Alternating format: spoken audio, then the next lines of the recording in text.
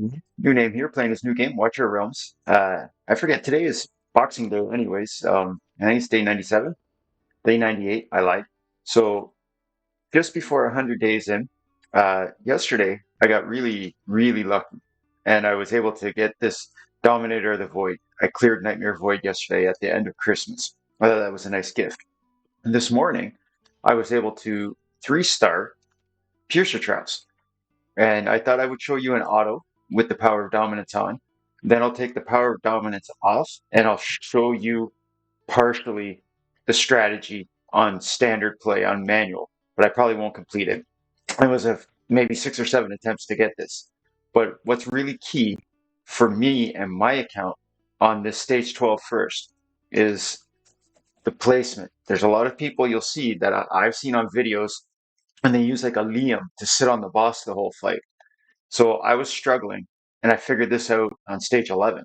So then I had to wait for the cycle to come back to today. And if you don't use this tile here, where the boss is on the bottom lane, she doesn't do anything. She's just going to stand there and hang out.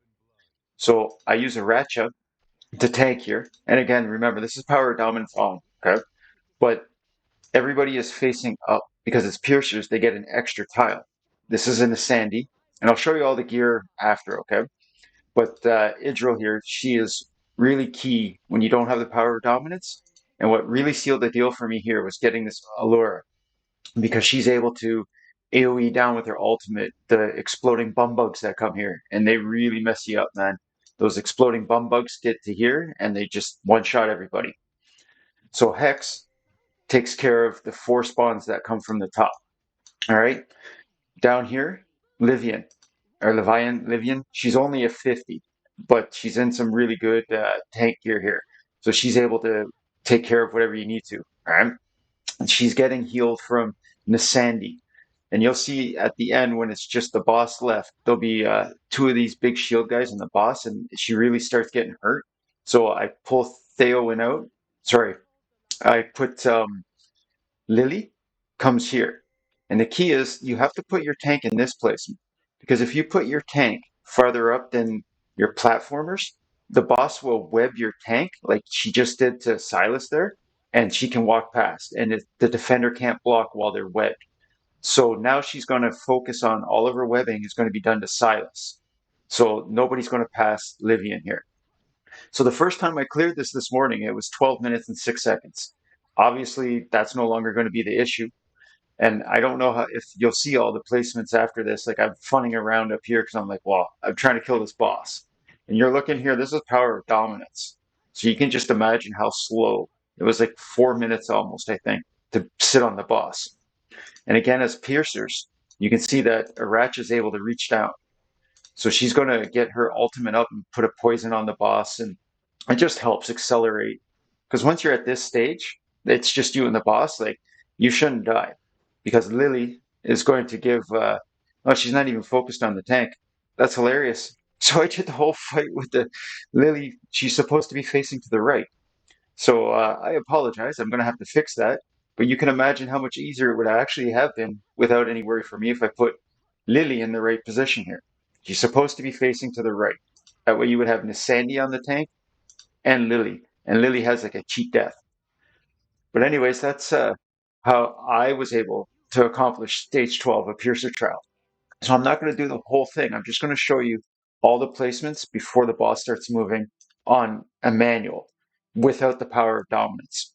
And hopefully you're able to derive from what you see here something that might help your account. I do have a Calypso. I didn't do anything with her yet. And I have a Brienne. She's a 6-star. But you're looking here, like you can see my Theowen. He's only a level 40 5-star. And this is a 5-star. She's a 5-star. Lily's a 5-star. Okay?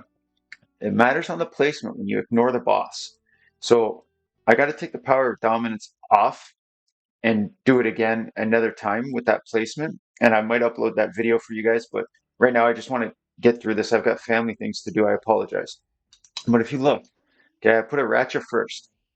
Then I'll take my Idra, and she's going to sit at the back here. And she's going to extend one farther, right? And you can see how far ahead a Ratcha is going to be hitting bum bugs. Okay? I don't know what you call them. I forget their name. The exploding bum bugs, all right? So Silas sits middle, and he extends that one tile in front of Aracha. So now he's helping her.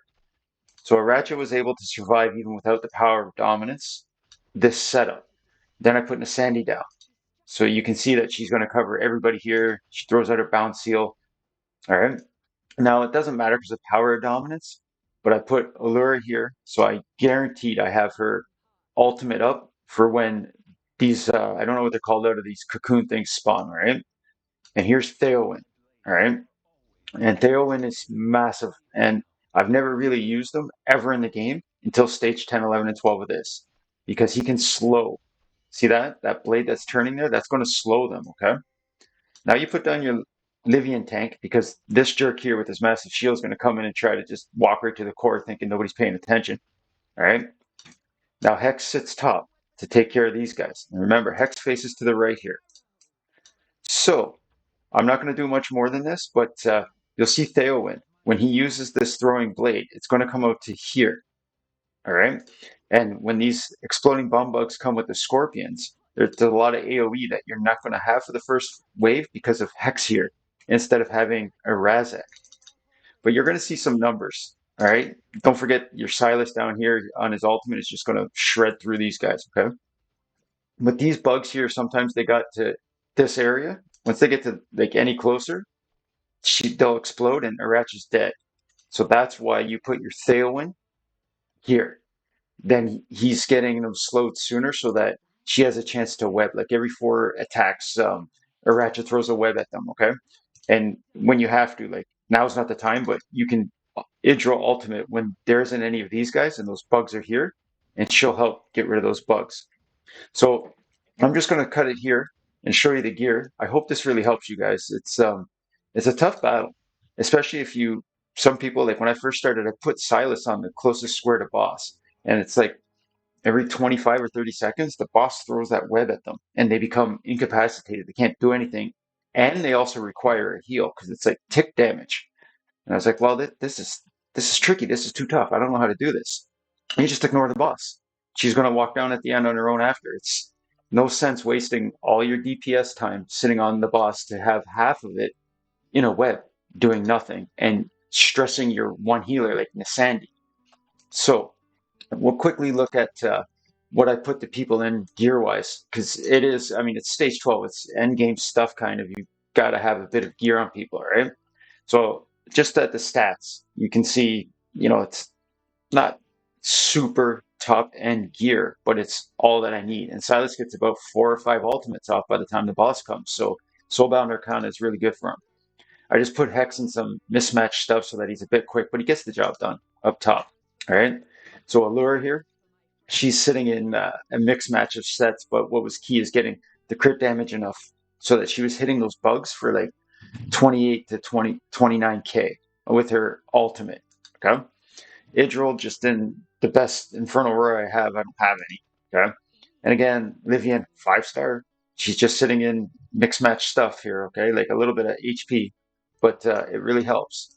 And my level 40 5-star Theowen, I just put him in something so that, he's kind of quick, but he's able to help by just slowing. Okay. That's huge news. Nasandi here she's sitting in my best healer gear I have for attack based healers. And Lily, I just put her in stuff I usually wear on A-ball. Like this is all attack stuff. What really matters though is this isn't the key, but this here, the euphoric orb giving the every 60 seconds, or sorry, 30 speed for 20 seconds. Okay. So a 30-year time, your guys are doing 30%, or sorry, 30 more speed. It's not super effective, but it helps, especially on a final stage. Idril's gaze almost maxed out. It helps. Okay. The wall, the bastion ring, sorry, I used to be Oleg's wall. So Aracha, you got to give her, for me anyway, she heals herself a little bit, but she gains an additional block because there's a lot of those scorpions, all right? And then just the sharpshooter's crest for, the AoE range. And this pin of precision, sorry, Allura's always going to get 20% damage boost because she's never taking damage. So I just throw it on her, okay? And then Spirit Siphon, or used to be Nether Messenger. So again, this is new name, Watcher of Realms, playing his new game, doing quite well, and wishing everyone else the best of luck that they can have as well in this wonderful game. And my goal is obviously to finish faction trials, and I'm getting close. And hopefully with you watching these strategies, you will as well. Take care, play safe, be nice, everyone.